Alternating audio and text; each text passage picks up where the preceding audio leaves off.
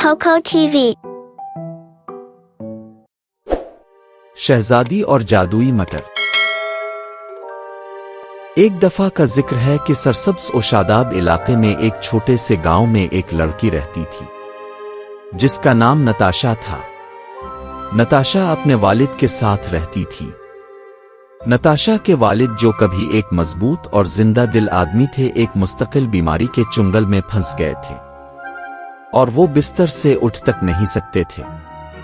इन तमाम तर मुश्किलात के बावजूद नताशा ने खुद को अपने वालिद की देखभाल के लिए वक्फ कर दिया था। हर सुबह वो सूरज की पहली किरणों के साथ बेदार होती, सादा सा खाना पकाती और अपने वालिद के पलंग के पास बैठकर उनकी देखभाल किया करती। अपनी रोजमर्रा जिंदगी गुजारने के लिए नताशा अक्सर करीब के जंगल में लकड़ियां इकट्ठी करने जाती थी।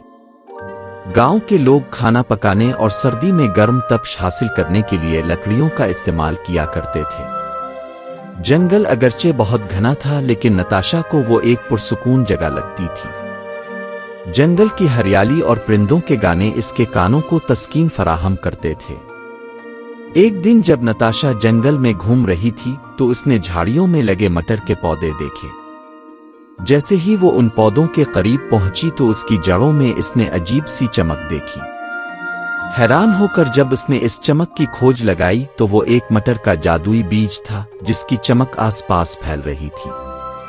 ये कोई आम बीज नहीं था, ये एक जादुई मटर का बीज था। नताशा ने एहतियात के साथ जादुई बीज को जमीन से निकाला और अपने हाथों में पकड़ लिया। वो इस उम्मीद के साथ इस बीज को अपने घर की तरफ लेकर रवाना हुई कि ये बीज इसकी जिंदगी जरूर बदलेगा। घर पहुंचते ही नताशा ने बीज को अपने सह में मौजूद मिट्टी में दबा दिया। दिन इसी तरह गुजर रहे थे और नताशा इस बीज का बहुत ख्याल रख रही थी और इसी तरह एक छोटी सी मटर की टहनी मिट्टी में से निकली और आसमान की तरफ बढ़ने लगी। जैसे जैसे मटर का पौधा बड़ा होता गया वो गैर मामूली होता गया। बैलों से लटकने वाले मटर कोई आम मटर नहीं थे। जब नताशा ने ये जादुई मटर अपने वालिद को खाने में पेश किए तो एक मुजज़्ज़ती तब्दीली वाक़ई हुई। नताशा के वालिद की बीमारी खत्म हो गई और वो सेहतमंद और तंदुरुस्त और तवाना हो गए। अब जादुई मटरों की खबर पूरे गांव में फैल चुकी थी। गांव में मौजूद एक जादूगर ने नताशा से मिलने का फैसला किया और ये जानने की कोशिश की कि आखिर ये कैसे मटर हैं और कहां से आए हैं। जादूगर ने मटरों का मुशाहिदा किया और बताया कि ये शिफा बख्श मटर हैं। नताशा ने पहले इस बीज की और फिर पौधे की बहुत हिफाजत की, जिसके बदले में इसे ये तोहफा दिया गया है। और नताशा की अपने वालिद के साथ खालिस और बेलोस मोहब्बत ने जादुई बीज को एक गैर मामूली ताकत से नवाज दिया है।